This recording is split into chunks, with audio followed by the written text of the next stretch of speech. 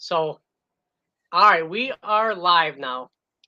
Good evening, everyone. This is Co-Anglers Corner with Rob and John.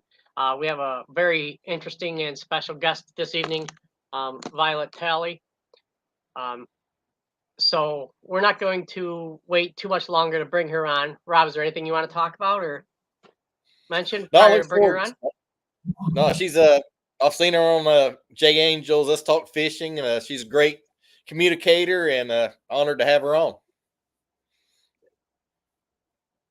Yes, and she's well versed in all aspects of fishing, not just one type. So we're going to be bringing her on right now. If anyone has any questions, please don't hesitate to ask, and we'll go from there. All right. All right. All right. Hey So, guys, Hey, how's it going? good. welcome, Violet. Glad to have you on. Thank Oh, you. let's switch this around. I don't want to be the There big we one. go. There we go. There we go. Much better. Much better. Nope. Nope. Nope. Nope. Nope. There we go. Now we're good. All now right. we're good. Let's try it again. There we go. I apologize. I think you got it Violet. now. Yeah, I think you got it. All right. So we just basically, what's that? We're good.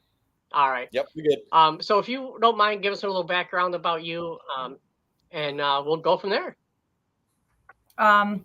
Well, I've been fishing since I was about 3 years old. And I'm 43. I'm not worried about telling my age. So it's been a long time of fishing. I come from a Polish immigrant family. So I was born here, first generation, and my parents are from Poland. And so they're hardworking factory workers, immigrants coming over from the old country. And they brought a lot of the traditions with them. But we didn't have a lot of time or money for vacations. So we would just go to the local lake or, someplace local where we can go fishing on a Sunday or Saturday. And my dad enjoyed it, but he never got past the fact that he was, they would do worm and bobber fishing. There were no plastic lures or whatnot. But the number one type of fishing, which comes from Eastern European roots, is carp fishing. Yep. And it's very popular in Europe. And granted, my dad was not a professional fisherman. He just did it for fun. But the way I learned first was you take the biggest hook you can find. You'll put as much bait on it as you can with the heaviest weight you can. You cast it as far as you can, stick it in the ground, go have a beer, and that was it. And that was fishing. And that's what I learned. Now my dad would put a bell on that line, and I would sit there and stare at it. And even if it moved in the wind, if I heard that bell ring, I was running to it. I couldn't do anything. I was only 3 years old. But I brought in my first fish. I don't have my photo with me. Usually when I have my seminars, I have the first actual photo. If I pull it up on my phone, I might show you. But I actually have the first actual photo of me and my fish. And that's it. Downhill from there. I was addicted. And my parents got sick of me. And but I never got past the worm and bobber stage. It's just basically whatever bit was great. But I enjoyed it, And as I got older, it got worse. And it was a little more difficult because the rest of my family kind of weaned out of it. And so I kind of carried it, and I just got more and more throughout the years through school. I had to be self-taught most of the time. YouTube came. I learned a lot from YouTube. Next thing you know, now I'm doing tournaments. And I actually never thought I'd ever do tournaments, but I actually hated the fact of wanting to do tournaments. But after I did my first one, it was so successful. I was hooked, absolutely hooked. I'm so competitive. And it's just every aspect of fishing. It's as much as I just love the fishing part, I love the whole industry. I like doing the seminars. I like working shows. I like doing the business end of it. I create products in my business for the fishing industry. Just all around everything. Shining my boat. I'll just be out there cleaning my boat. I love it. Taking apart my reels and re-greasing them and whatnot. It's all part of it. Obviously nothing is like holding your, the nice fish up at the weigh-in and cashing your check, but it's still all aspects. It's the one thing that I love everything about, and it's been my earliest passion since day one. So that's kind of a nutshell. And I'm just trying to grow, and I'm taking each step step at a time and growing with my passion and just seeing how far I can go. Definitely. I know you do a lot of seminars with younger anglers. Excellent. It's amazing. Yeah. Amazing. The high school and the college anglers coming out right now. Yeah. Yeah, absolutely. I've worked with Daiwa, and I've worked with a couple other companies and spoken in front of high schools. I do try to help the high schools as much as I can. My time is a little limited because like we spoke earlier, I said I can't say no to a lot of things. So I'm co-directing a tournament series. I'm working with a lot of sponsors, helping them with their marketing, graphic design. I do products in my business. I run my business solely. I have a couple helpers that come, thank God for them. But otherwise, I'm going to be expanding the business. It's doing well. But I also want to fish. And you know how it is. You got to put in the time on the water. And I'm, this is my busiest time of the year, Christmas, because everybody's ordering Christmas gifts and whatnot. But as soon as it slows down in the spring, fishing season starts up. And next thing you know, I'm out on the water 5 to 7 days a week. And I'm practicing because the practice to me is just as exciting as the tournament day. I would. Yeah, but then the shows right around to the me, corner. I prefer practicing over tournaments. Yep. Yeah, show season. Yeah, come January, I'm still kind of winding down from the business because you get a lot of people put in late orders, and I also have a lot of business to business orders. I do prototypes for companies. I've done stuff for Daiwa and Shimano, 13 Fishing, things like that. I just did some work for a couple YouTubers that do fishing YouTube channels. They wanted some real stands. I do display stands, all kinds of stuff. And so that winds down. But yeah, show season's coming. And so I'd love the shows. It's funny. My sponsors laugh at me. They're like, you want to stand at our table all day? I go, yeah, I love doing it. What am I going to do? I'm sitting there just talking to people about fishing. How great is that? Promoting a product I love anyway.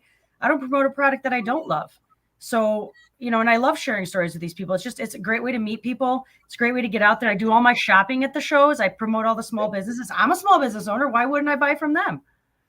So it makes sense. So I love it. And then you get to travel and meet new people.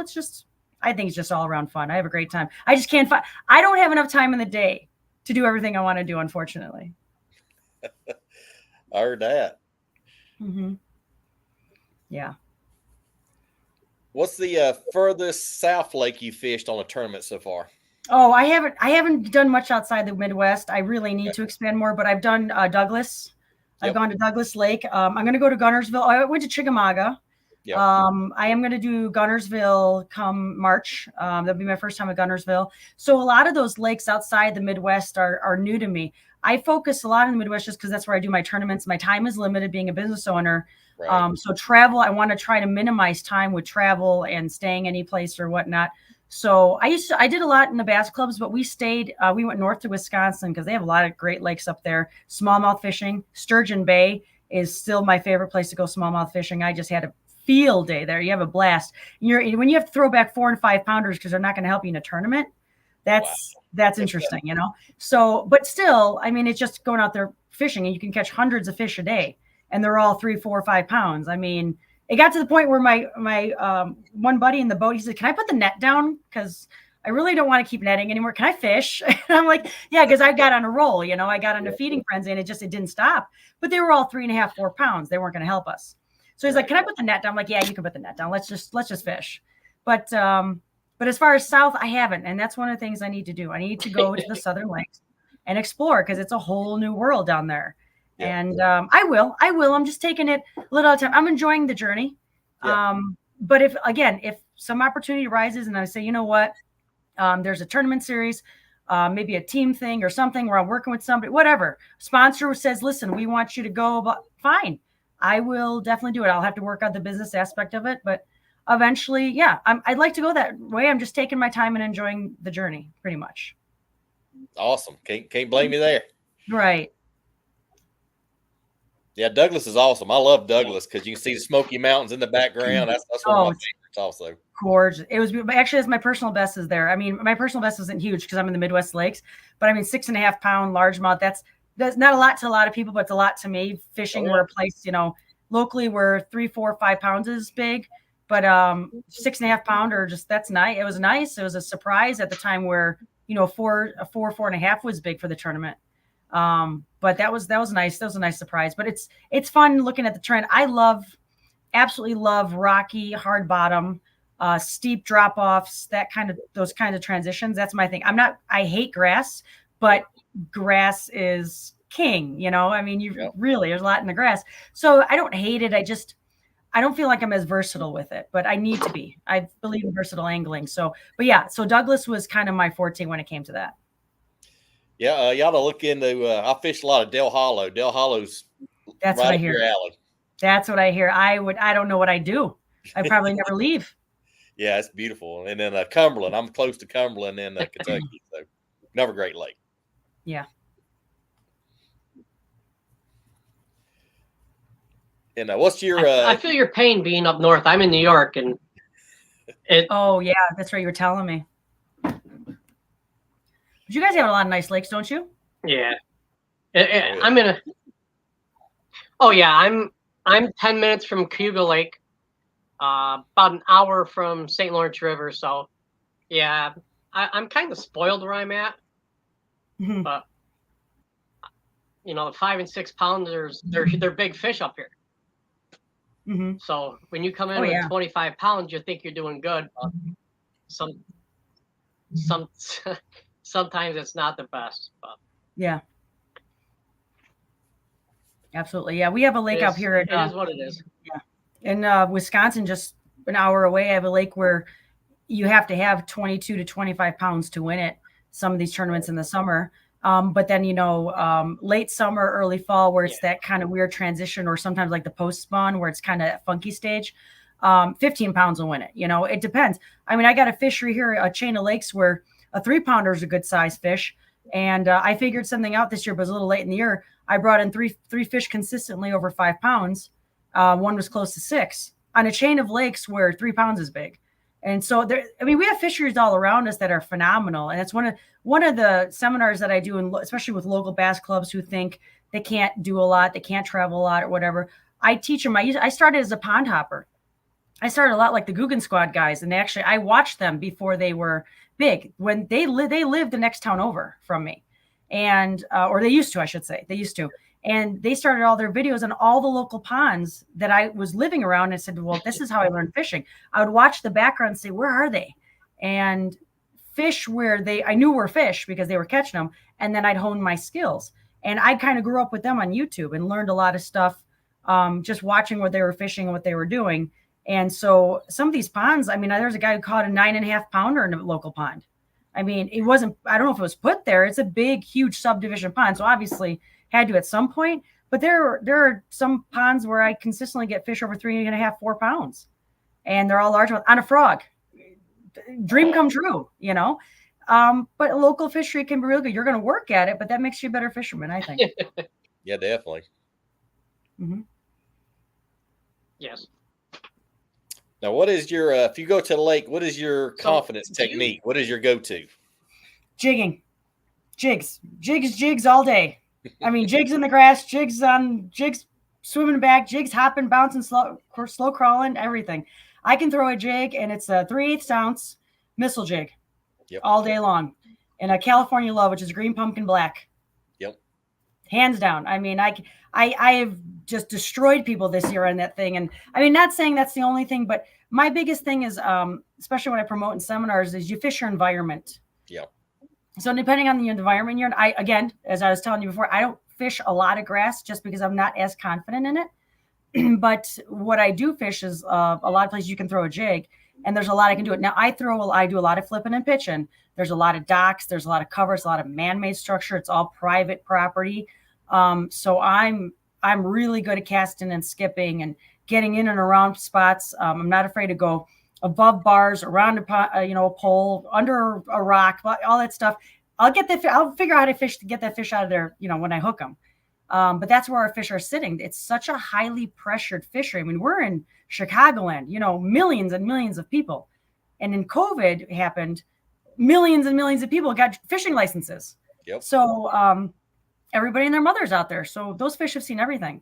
So don't think you're going to throw something new and automatically catch a fish. You got to change your technique and your presentation and fish in spots where people normally would not want to throw or can throw their lure. And so you'll see me, and a 4-pounder can sit in 6 inches of water. A good friend of mine used to say, if there's enough water to cover his back, he's there. Oh yeah. So yeah, absolutely.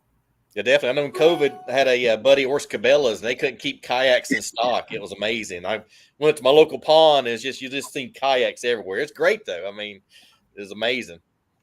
Oh yeah, I have a kayak too. You never know. I mean, kayak can get you into some spots that a boat can't get into. My first boat was an Alumacraft Mod V, and it was lucky if it, you only need 6 inches of water for that thing. So I would get into some spots, some channels other guys couldn't get into. It was great. I mean, I'd go back there and just slay them. It was awesome. And I'd come out with 15, 16 pounds on a river system where 9, 10 pounds is a lot. So it worked out really good. But yeah, you have to get creative. You have to get versatile. You have to work on your presentation mostly. There's no secret bait out there. I mean, every once in a while you get that one bait that does much better. But I mean, like I always say, you can ask 10 different guys, what'd you catch them on? You're in the top 10, and every single guy will say something different. So, but my confidence too is just the jig, just because I can do so much with it. Yeah. I mean, you could throw it in most environments. It's just versatility. Really, that's the biggest reason. That's why I throw it. Not because I love it, not because it's the only thing I catch on things on. It's just, it works in most environments. Yeah, I'm the same way. I grew up a Denny Brower fan, so of course I was big on the jig, but it does seem like it brings in a better way to fish, better quality for sure. Yeah, better quality. Absolutely. I was surprised because, I had somebody comment to me this year, said, oh, you did very well this year. I said, well, I didn't catch as many fish, but the fish were much bigger. Yep. And I did a lot better. I got a lot of big bass trophies this year, awesome. Which is awesome. And this time it was like, I always used to say, oh, it's just luck, but I intended on them this year. I went fishing in deeper water. I went to places where we had a lot of water level issues. Our water levels were very low this year in a lot of places. And then they would draw down more water because we'd get a rain. And, next thing you know, it's like you're beaching yourself in spots you shouldn't be. And those fish have moved. They're not there where they used to be for the last 10 years. They're gone, or they've moved out. So I went to deeper water this year and found some good quality fish that amazed some people. They're like, I didn't know those fish existed. I go, well, they're here. They're even bigger. The muskie guys tell me all the time how they catch all those big bass, and and I catch their muskie, which is even funnier. So, but it works out good. Awesome. Good deal. But and then jig too, you can go shallow to deep. I mean, I got told. Yeah, I got told when I first started fishing tournaments. A guy asked me, he goes, "Do you fish a jig?" I'm like, "No." He goes, "That's okay, because I don't mind taking your money." So right then and there, I knew I had to learn how to fish. That's what I was told. If you don't learn to fish a jig, you'll be beaten by one for sure. Exactly. Mm-hmm. Yes, and it happens a lot. Yeah, absolutely. Good friend of mine fished his first BASS Open. He actually won it up here on a jig, fishing for smallmouth. So. Yeah, for sure. It catches everything. It does. I mean, in its presentation. He was throwing 1 ounce football head jig. Oh, that's what we throw up here for smallmouth. Sometimes I'll throw a 1 ounce, a 3/4 ounce, and 40 feet of water, 45 feet of water, and dragging that jig slowly. It's amazing the things you can see, especially now with forward-facing sonar. I'm a big techie. I love my electronics. I love computers. Everybody hands me their cell phone when something's going wrong. Everybody calls me over to fix their laptop. The usual thing. I'm actually fixing one tomorrow. I mean, so when it comes to electronics, So when it comes to electronics, you put me on a boat with all the electronics, no problem. I like it just because, I mean, as much as I do like the mystery aspect of it, I'm learning a lot. It's not so much that I'm winning the tournaments. I'm learning behavior of these fish and how they do things and why they do things. And this is what I love. My favorite is when I'll be like, oh man, that fish is up on the bank and excuse me, I'm catching them on the bank or whatever. And my partner like, oh, it's because of this and this and that and this and this. And how do you know all that? And he's like, well, that's how it is. What I've been told, or that's, I said, I want the proof. I want to see what these fish are doing in the electronics. I want to see, are they coming from deep, coming in shallow? Are they hanging around there? Am I drawing them in? Are they suspended and going down after it? I want to know why. And it's just because I just have a craving to learn. It makes me a better fisherman eventually, because there will be a day where I won't have the sonar. It won't work or this or that. I want to be able to do everything. But if I have a better idea of what's going on and I have to fish blind, I can do it. I mean, right now I have the basics, but and I go out there and learn. You learn from being on the water. But the electronics, like the forward-facing sonar, helped me because I learn how the fish are hitting the bait. Why this, what I'm feeling, this type of tug, why is it that way? And then when I go out and in a situation where I can't use it or I don't use it, I'll still be able to fish better, if anything. Yeah, definitely. It's a good tool, and it's amazing. I was actually a marshal one time on Douglas at a Bass Open the last day, and the guy I was marshaling with, he said, "Come look at this," and he caught a fish on a crankbait, and this other fish was like trying to take the lure out of the fish's mouth. We could watch it. It was amazing. Yeah, it is. I mean, you learn a lot. I mean, I went king salmon fishing in Lake Michigan, and I went in one of the harbors, and it's the coolest thing to see kings because you can see them plain as day. And they're huge. They're 20 pounders. And I see them, and I see my bait's moving, and there's 15 of them swirling around it. Now, you don't feel nothing, right? And you don't see anything. If it was without it, I would have thought, well, they're just not there. And yet there's 15 swirling around it, barely touching it. And I was talking to some of the salmon charter guys, and they said, oh yeah, that's what they do. They sit there and they tease at it and they look at it and they're just about to touch it and they don't touch it. And you never know they're there. Yep. And I said, well, I would have never tried because I would have left. But instead I stayed. I started rotating lures. I started rotating presentations. Then I had 3 king salmon in the boat, which is great. But if I would have not had that, I would have never known, and I would have not pushed it. But it was a good learning tool. Now I see their behavior, why they do what they do. They were only willing to come up to the bait. They weren't willing to go down to it. So I learned a lot. It's amazing too when you get a big ball shad, the bass comes through, and the shad just separate. Yeah, that's the best part. Yeah, and I noticed too that the fish don't really swim really fast. It's not like they're running around everywhere all the time. They're just sitting there going real slow. But if I do see one take off, I know I'm about to get a bite. That's usually what it means. Usually you don't spook them, but usually if they start to take off, they pick up speed. It's because they see your bait and they're coming towards it. Yep. So. But I'm still learning. There's still a lot to learn. I got a lot of time on the water yet to put with that thing and learn all kinds of stuff. Yes, it's amazing. I'm just wondering what the future is going to bring. I know it's going to. Yeah, I don't know if you saw this, but I had some ideas that were thrown out there. There's some couple of companies. Garmin is going to be working with the company. They're working with possibly. I've heard rumors. I'm not going to say anything really too specific, but being in the tech world, there's going to be some sort of like a virtual reality thing where it's going to be heads up display with glasses. Garmin's going to be working with Apple on that. That's what I hear, where they're going to actually, Apple's got their heads up display where you're going to look at the water through these glasses and you're going to see a 3D rendition laid on top of what you're looking at. And you're going to physically see these fish going around, and you're going to see the tree stump going all the way down. It's ridiculous, to be honest, where they're going with the prototype and the ideas. Cause there's so much controversy going on right now. And I'm like, both sides of it sound good and both sides of it sound bad. So I'm not really go either way. But still it's like, yeah, there's technology is going to take it to a point where, I mean, eventually, it's not going to be fishing anymore, but I mean, it depends. I mean, everything has cycles.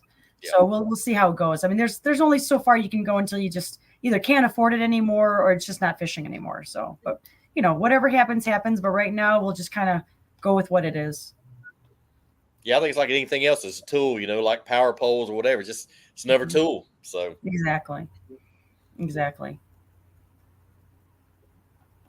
But they're fun anyway. Fun choice. I would rather have I'm a co-angler. Mm-hmm. Yeah, I'd rather have somebody use forward-facing sonar than spot lock. That's just my opinion. Yeah. Oh, absolutely. Yeah, I've done both. I've been in the back of the boat for a while, and now I'm from the front of the boat for a little bit. And I do a lot of team tournaments. I don't do a lot of solo tournaments at all, just because that's what we have around here. Mostly, I do have a couple solo ones, but a team tournament's nice. When I'm in the front of the boat, I want my co-angler catching as many fish, if not more, because I'm worried about so many other things, and I have to do this and that I'm so happy when they hook into a fish. So I try to position them in the best way possible. Even with forward-facing sonar, I don't go right at it. I'll position the boat sideways so we both can have a crack at it. I don't have to see every lure that hits the water. I just have to know exactly what's there and what are the fish doing around it. I can watch the fish to figure out how they're reacting. I don't necessarily have to see the exact lure in the water or whatnot. I've gotten to the point so that we can both have opportunities. And if I see the fish going towards their bait, I'm like, hey, I said, there's a fish going after your lure right now. Keep it in the water or whatnot. I'll coach them on it because they can't even look at it. So I want them part of the experience as much as me, because it's boring to sit in the back of the boat when the guy in the front's doing everything. I mean, that's what I hear about BFLs a lot. You know, these co-anglers are on the boat and they're stuck with nothing because the guy in the front's staring at a screen and fishing a particular thing in front of him, and that co-angler cannot cast anywhere near his bait, near that target. So it gets tough. So I don't want the guys in the back of my boat ever feeling like that. I want them catching them just as much, if not more.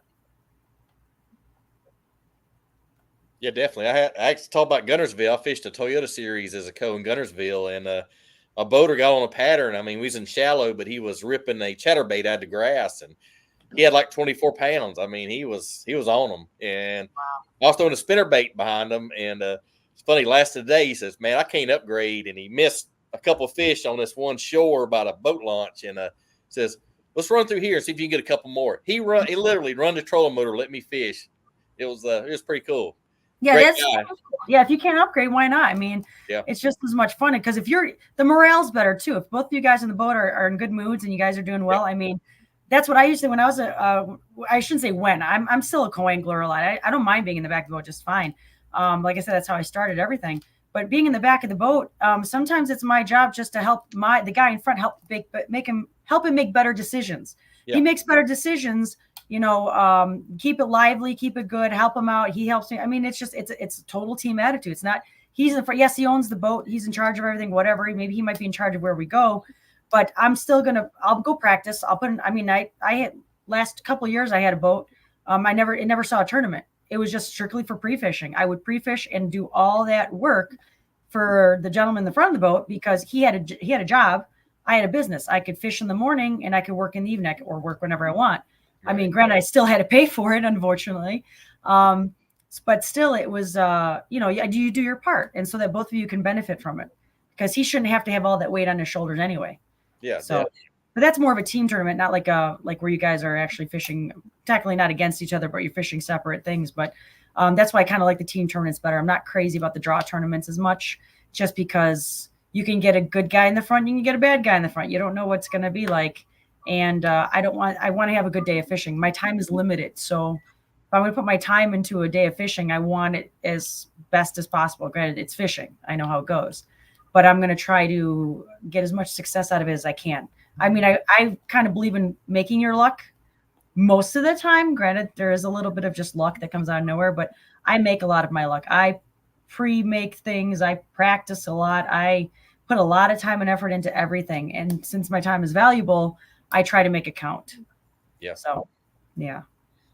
Yeah, you got to be organized and kind of keep your head in the game on the back of the boat. I mean, you're going to have days, where I even had a good friend of mine, Gary Haraguchi. He's won a ton of money on FLW. And he said, hey, some days you might have 10 or 15 minutes, but that's 10 or 15 minutes.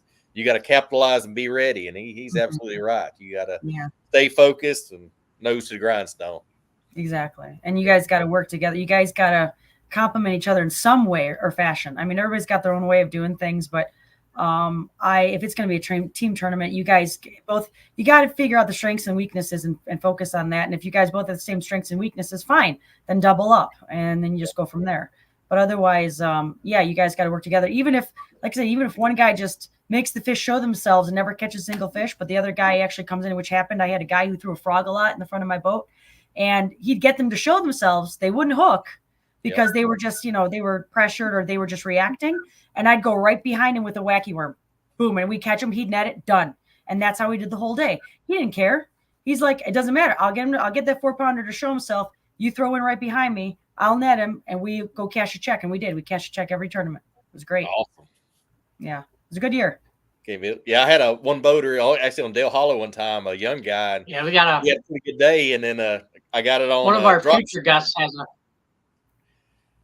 Yeah, talked to the guy had a drop shot that day, and it was awesome. I mean, I've had so many guys offer baits, and I've offered baits to them. So, yeah, it's a two-way streak for sure. Mm-hmm. Yeah, it's nice to know that you can and it's always to have somebody hold you accountable as well, which is nice. Because it kind of makes you be a little bit better. Because a long time ago in business, somebody used to tell me, you'll work hard for yourself, but you work harder for somebody else. Because that's just the way the human nature is. I mean, you'll figure it out. You'll just whatever for yourself. But if somebody else is is out there and they're dependent on you, you're going to work a little harder than you would for yourself. And that's true for my nature. I feel like sometimes I let myself go on a couple things, or I just like, I'll figure it out, whatever for me. But if it's for somebody else, I'm like, okay, I'm going to make sure I get that done for you. I told you I do it. I'm going to do it, when I might lie to myself, but I won't lie to them. So with fishing in a team atmosphere, you're holding each other accountable. So you tend to work a little harder for each other, which is nice when you have a good team atmosphere. I've never done it with I don't know. I shouldn't say I've been in a boat with a random stranger, but not too many times. And they've been more surprised than I have than anything. Just being a female in the industry, it's funny how many guys still think I still can't catch a fish, and I'm just holding my partner's fish up in the photo. It's comical. I signed up for this. I know how it's going to be. I've heard it all and then some, and anything else I hear doesn't surprise me. But yeah, I still had a guy like last year say, yeah, that one guy still thought you were just throwing the bait that the guy in the front of the boat does just to catch your fish. That's all you were doing. If you did catch the fish, because maybe it was somebody else's. I'm like, oh Lord, it's always like that. It is that way. That's part of it. But I find out it's a lot of the stuff in the fishing industry isn't necessarily toward geared. It's like a woman thing. It's more newbies too. New guys, they do that stuff to each other too. I see you're holding up your buddy's fish. So nice of him to let you hold his fish in the photo, stuff like that. They do that to each other. But there are some guys who just don't know because they're not used to a female being so passionate about fishing. And it's hard to have other females around. I wanted to do the ICAST Cup, and I had a hard time finding a partner. I couldn't. I'm like, I got a boat. I got the time to do it. I'll drive down there. I'll do it. And I couldn't find a female partner that was willing to. That I know of. I know there's a lot of talented women out there. I'm just not in that area. I'm in the Midwest, so it's tough. If I went down south or maybe in a different area, I'd probably find a lot more women that I could probably learn from, who know a hell of a lot more than I do. But as far as finding somebody, I was ready to go. I wanted to go. I just couldn't find anybody. And I had a couple of people that I contacted. They had so much going on, or maybe they just weren't into it as much as I was. I don't know. But eventually, that's what the little stepping stones. I'll eventually do something like that. Throw myself in maybe a particular tournament where that has a little bit more, weight, or maybe a couple in a series. Maybe I'll do a couple Bass Opens. We'll see. But it's a lot of time and money. You can't just jump in. You have to put the time and work in it. If I'm going to go practice, I'm going to put in the time to practice, and that's going to take me away from my business, unfortunately.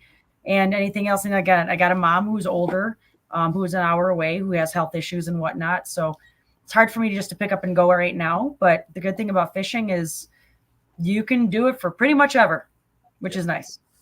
So, and I'm staying healthy, and I'm actually having shoulder surgery next week. So that should be interesting. So I thought I'd do it. So if you see me at a show and I'm in a sling, that's why. But it's not too bad, but it's got to get done. And they said, oh, you'll be fine by Gunnersville. I said, great. That's all that mattered. Will I be fine by Gunnersville? That's all that matters. There you go.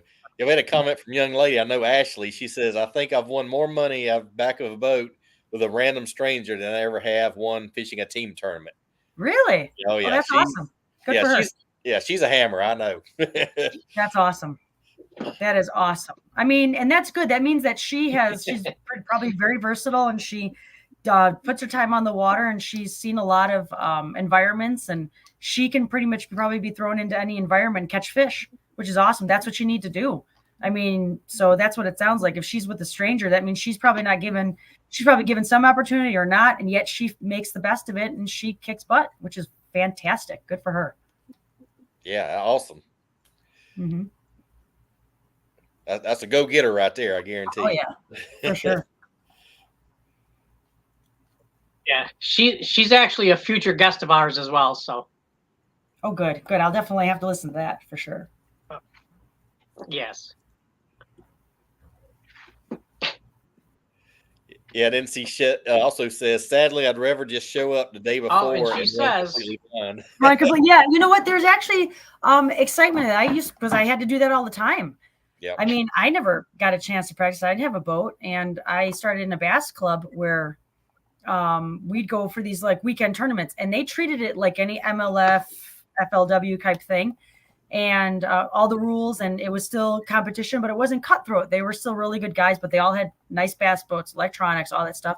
And it was a draw tournament, and you fish together as a team tournament. And every month for every tournament, you had to fish with a different person, period. And they did that so that everybody would get to know each other, and you'd see how everybody fished.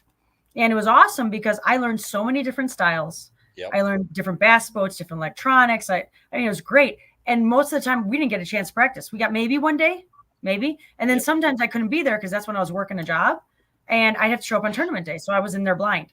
And to me, that's actually kind of more exciting because I'm like, oh, where are we going next? Because then I'm like, I don't care where we are. Just put me in front of water. That's all I care. Just put me in front of water. I'll fish it. And I still tell that to my partner today. He goes, where do you want it? Where do you think we should go? It's kind of tough. I said, to be honest, I know it's just as much as you. I said, just put me in front of water and I will catch a fish for you. Don't worry about it.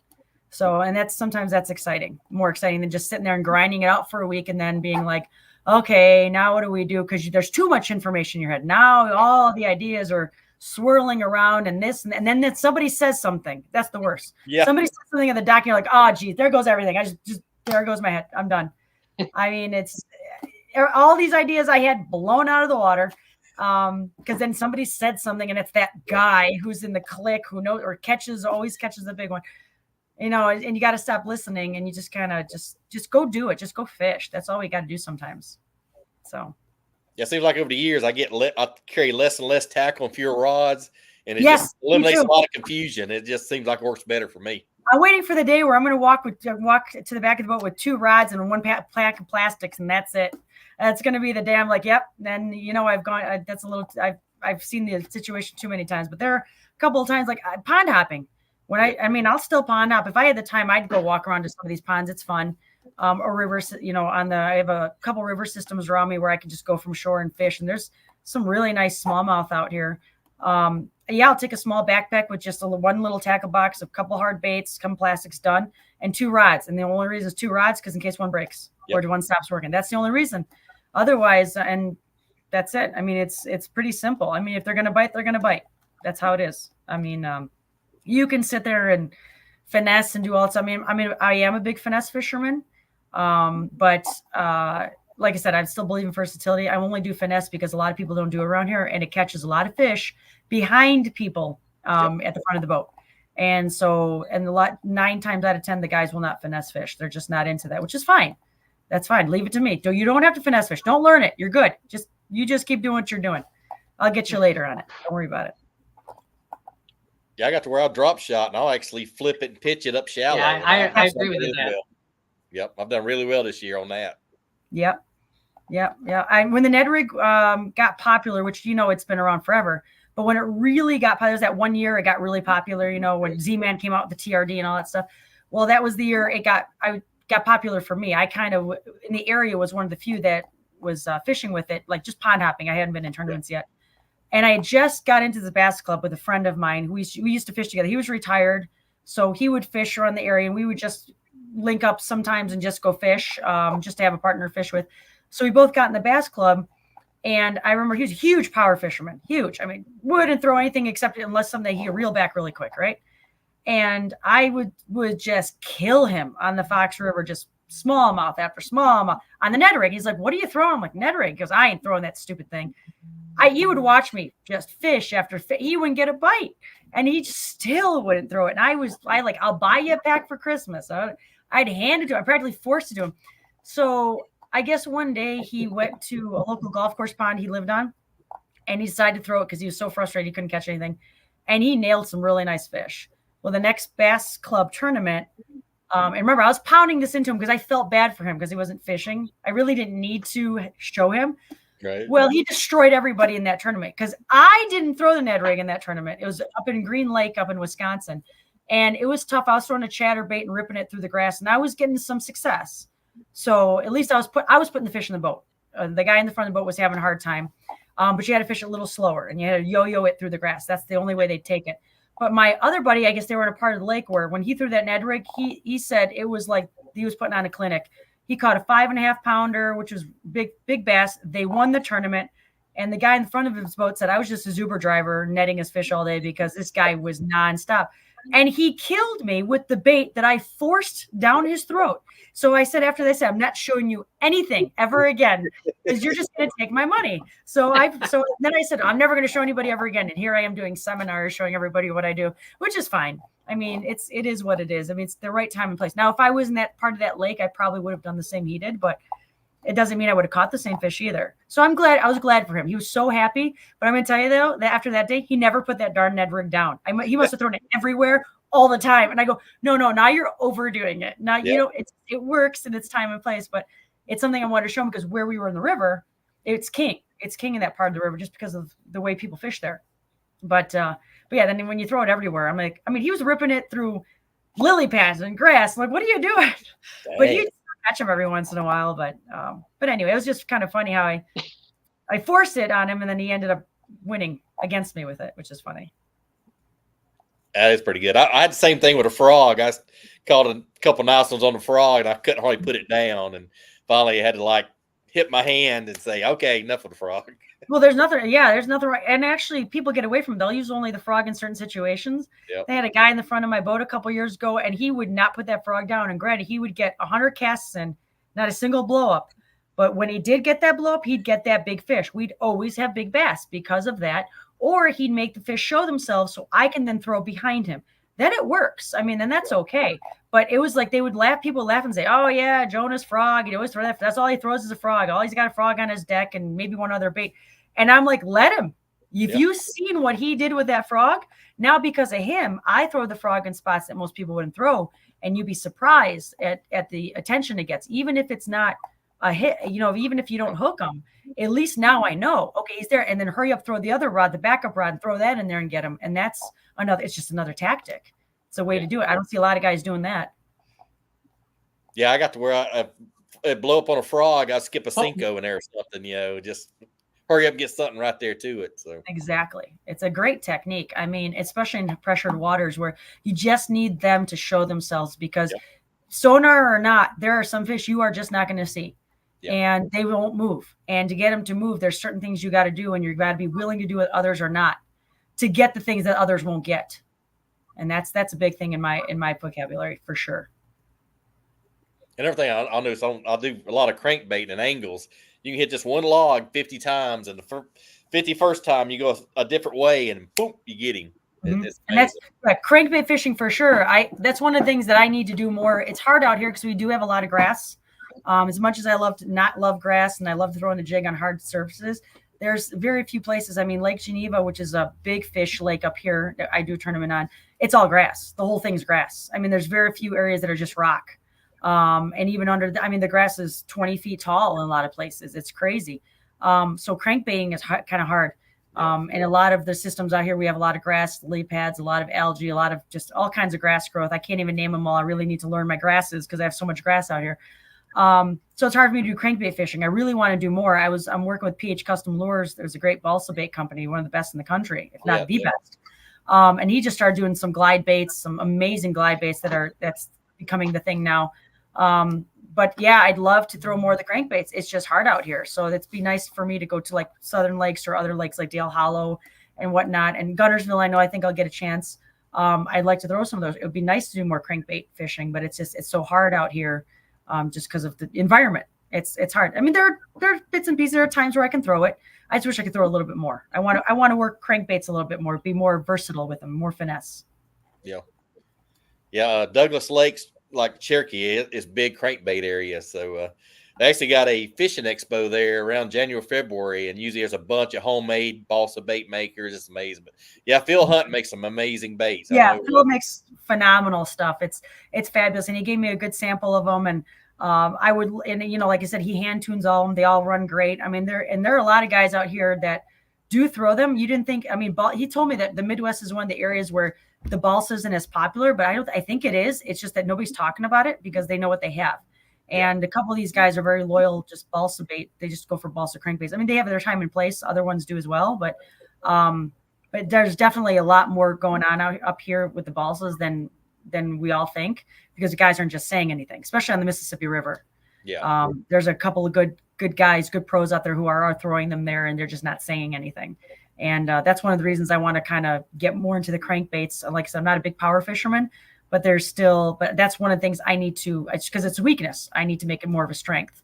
So I'm getting there. It's hard when you only have limited time and you're trying to stay in the waters. You're tournament fishing because you don't have too much time to expand. But we'll see. Maybe in Gunnersville, in Gunnersville, I'm going to bring a bunch of them with me. So we'll see how that goes. Yeah, you're gonna love Guntersville. It's a unique lake. Mm-hmm.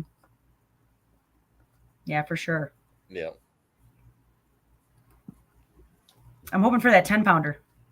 They're in there. So I know, that's what I hear. yeah, I fished Gunterville once, and that was at a Toyota Championship, and the guy in the front of the boat, he had 21 pounds, and I had 0 because I wouldn't put the frog down. And I kept on missing him.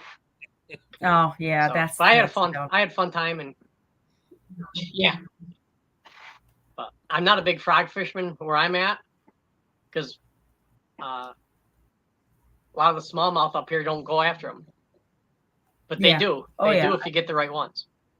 Right, if you get the right ones, yeah. I had one hit one like a couple of years ago out of nowhere. It's a smallmouth. Wow, that's weird. But it happens, of course. Absolutely. Yeah, it's hard because you got to fish the environment, fish the type of fish there are. And sometimes you can't throw those baits you want to work on a little bit more. That's why the pond hopping was so good for me in the beginning. Pond hopping there's just so many different types of ponds. Most of it was grass because that's what you get in a lot of ponds and local smaller lakes. The river was nice though, but the problem is then I was dealing with something new that I had never dealt with was current. I was just lake fishing a lot. And when I learned about current, I hated it. I wanted nothing to do with it because it took all of my lures. That's the problem.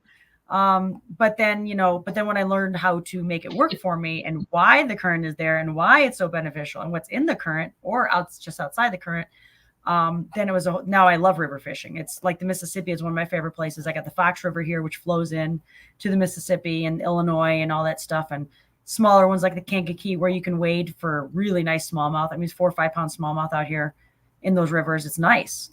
But you're dealing with a fluctuating water level, which is really tough. And we have a lot of people here. That's another tough thing. You come out there on a Saturday and Sunday, forget it. It's elbow to elbow. So, and then you're not snagging things like rocks in the river. You're snagging other line. You're snagging a shopping cart. You're snagging a golf club. That's unfortunate around here. Yeah, I like current. That's why I grew up fishing rivers. With that current, you know where the fish is going to be, you know where he's going to be positioned, in the slack water. So it takes a little getting used to. It does, but you can make it work for you. Like there's certain lures that do really well. I mean, the whopper plopper is really popular out here, especially for top water, especially in, going across currents and eddies and stuff. The way these rivers are, they're small. They're not big, giant, wide rivers like the Mississippi. So the little cuts and little eddies and boulders make all these little tiny spots where you can have a good time just fishing. You're not going to pull 20 fish out of one spot, but 2 or 3 is plenty. And then you can just go another 10 feet. And then there's another change in the water level or the flow. And there's another inlet here. And there's a part of one of our river systems here. We actually have a river tournament series on called Fox River Bassin, where it's one dam to the next dam. You can lock up. But most guys just tend to stay in between the 2 dams, and it's all largemouth mostly. I mean, I guess there's smallmouth there, but 99% of the fish that come in all year long are largemouth. It's got a great largemouth fishery, and you're talking about somebody brought in a 5.5 pounder last year, and that's on a river where the median depth is 3 feet, and there's a lot of offshoot channels that are all private, and there's big flood areas. I mean, the versatility is unbelievable. Rock, grass, lily pads, deep holes, dams, you name it, it's there. And it's not a huge stretch of the river, but it's enough that you can bring in 15, 16 pounds of fish, even 18 pounds to win it. And it's nice. It's nice. Wow, that's nice. Mm-hmm. Yeah. The unfortunate thing is just the pleasure boaters. Yep. It's not a very wide river. And it gets really narrow when you throw a jet skier along with a water skier, along with the tubers, and then you're trying to fish a bank on the open river because it's, summer and the channels are too hot and the fish are out, at the first points or secondary points, and everybody's flying around and it's 3 feet of water and the wake boats come through. That's tough. Wow. That's tough. Yeah. But it's all part of the strategy. Yep. All part of the strategy.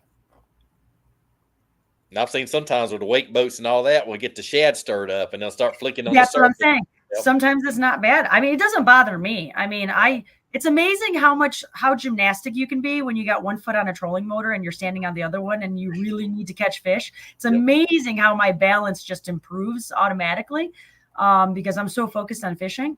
But when it comes to those, sometimes it can be good. Yeah, absolutely. I will plan my day to say, okay, about 9 o'clock, the waypoints will come through. But when they do that, then this one point turns on because it stirs up the shad, and that's all part of the strategy. People don't understand. Traffic on the water is actually going to be part of the fishing strategy. So you need to plan that in advance. But the only way you could do that is if you've been on that body of water. And that's, again, comes down to time on the water. Yep. Creates current when there's none. So sometimes correct. Yep. That's huge. Current is huge. Yes. But talking about that whopper plopper, I had a good friend of mine, Ashley, a good friend of John's there. We was fishing I think it's a BFL wild card down in Knoxville at Lake Loudon, and we both zeroed day one. He had a whopper plopper. He said, "Oh, it's a lay down. I'm gonna throw it out there." He caught 2 keepers on one cast on that whopper plopper. I think it's like a 90. Almost made the All-American on that one cast with 2 fish. That's how tough it was. That's a good bait. That's a good bait. Yeah. There's a and I think Phil Hunt makes something similar to that, and it's a plopper type style bait. And it's just I just got it not too long ago, and I need to throw that more because I heard a lot of guys say, because everybody's throwing a whopper plopper, so it makes a different sound. It's got a little bit more metallic, higher pitch sound, so it would probably attract the bass a little bit more because we got so many whopper ploppers around here. It might be something different because then you go with the next. There are years where the spook does better and the whopper plopper does better, and this. And then like I was using the Molluck's frog for a while, which is kind of like a whopper plopper type frog bait. All this crazy stuff. But yeah, then Phil has this plopper style bait, the Plop and P, I believe it's called. And that's another good one. It's fantastic bait. I just haven't had a chance to throw it enough. I mean, I got so many things in my arsenal. I just forget what I have sometimes. Yeah. Sometimes you're out there, you're like, oh yeah, I forgot to throw that. I probably should have thrown that. You don't think about it. Yeah. And it's amazing. I've seen some guys catch, sure. Cold conditions front and get bites on it. So that it is amazing lure. Mm-hmm.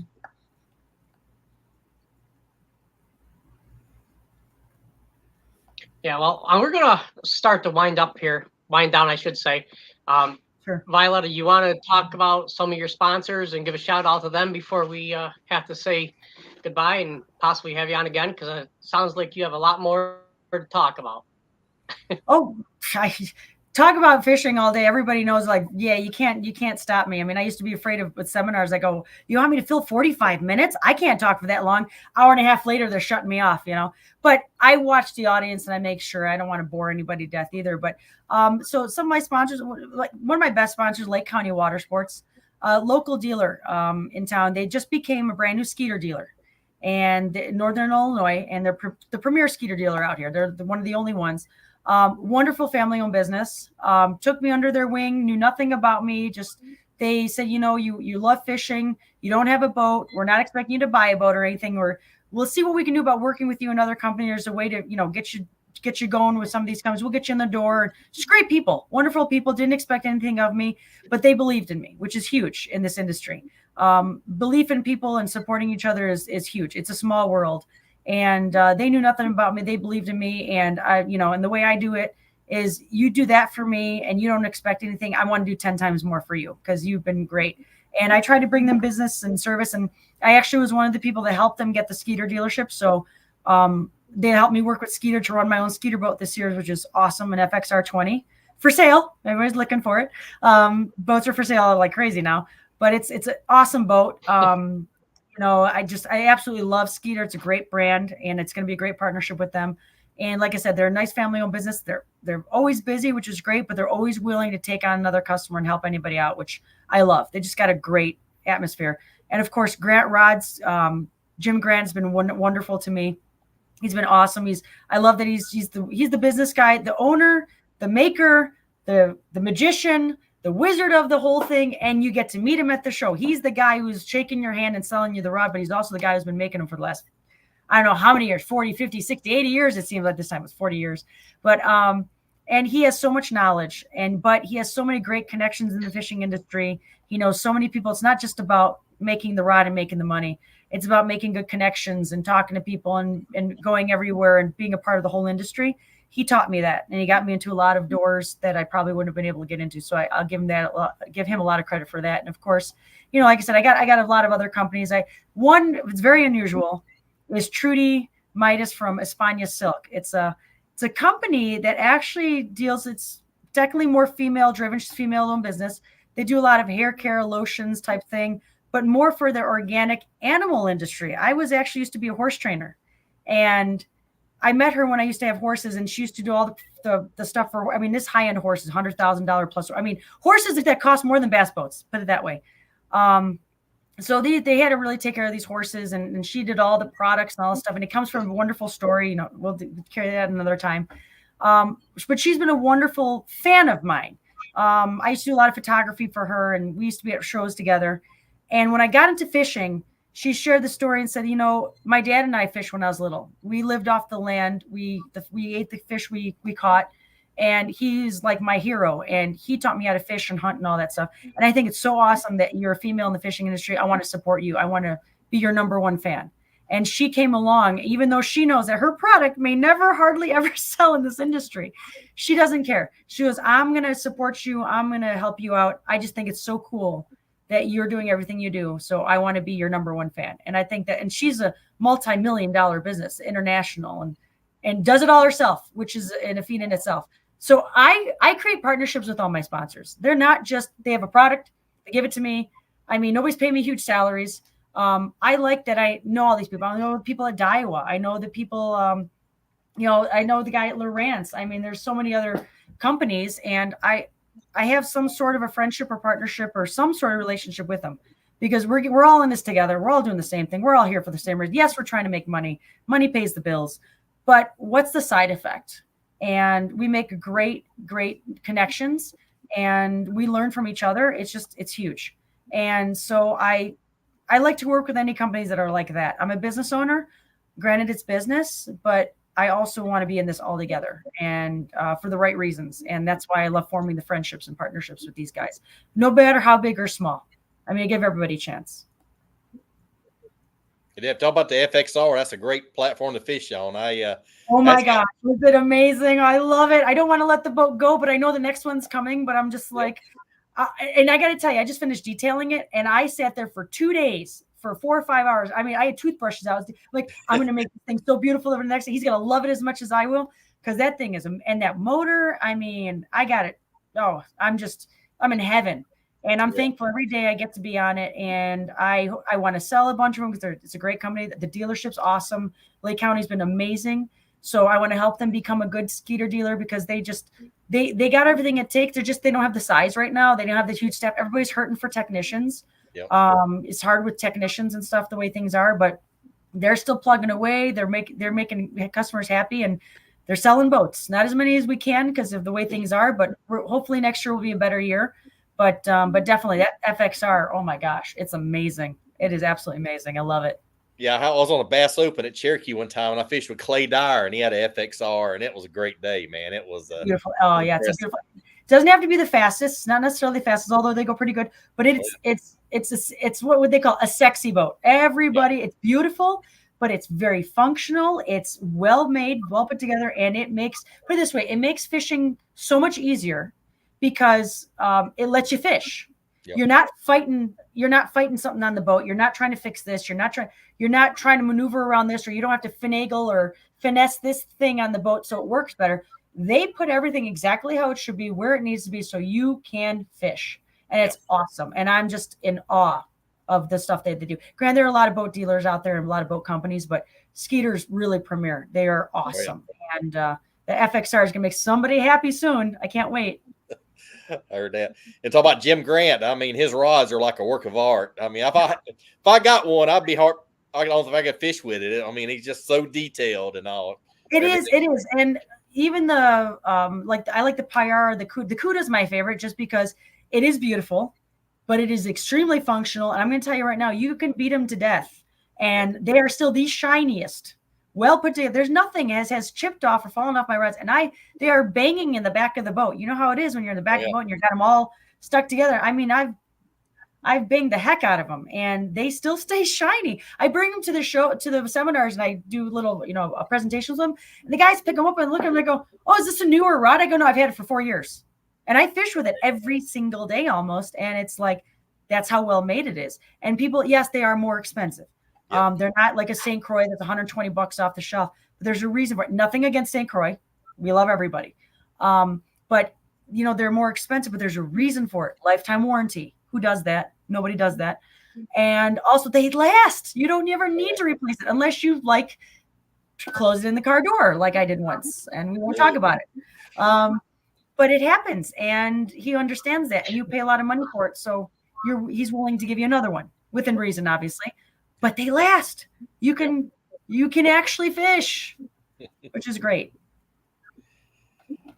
Also, probably, I met him, I think, at the Indianapolis show. I think it was, or great guy. He'll be there again this year, I believe. Yeah, good deal. Great show.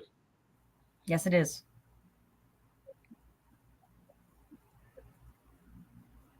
Oh, got a quick question for Talley. Says, what size boat does All right, she we do have a prefer? question for you, and this after this question, we're going to have to wrap it up. Sure. What size boat do I It prefer? says, what 18, size boat do you prefer? 18, 19, 20, 21? To be honest, I had an 18 and a half, and then, but the biggest thing was the width of it, is the width of the front. Being on the front of the boat, especially, my biggest thing is I need room. I need room to move. I need room to work. I am pitching and flipping a lot of spots.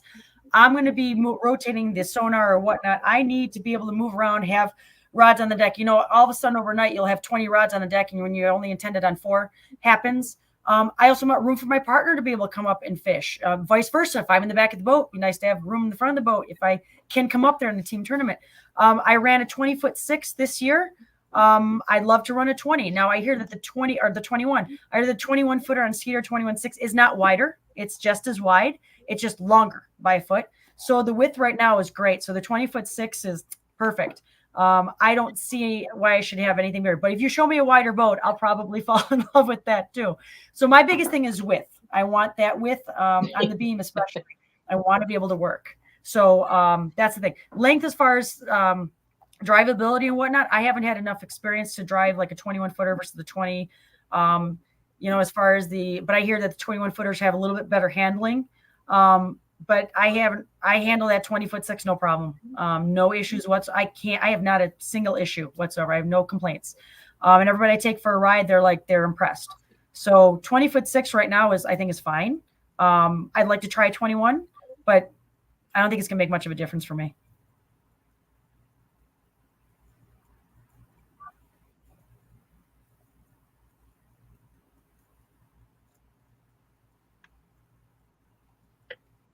All right. Well, thank you very much, Violet. Have a good night. We're going to end this show. And if anyone has any questions, they can contact you on your social media.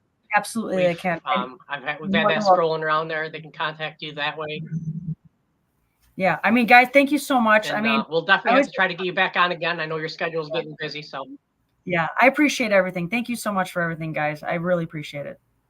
No problem. Enjoyed having you. Great info. Thank you. All right. Thank you, guys. Have a good night, and we'll talk to you later. Sounds good.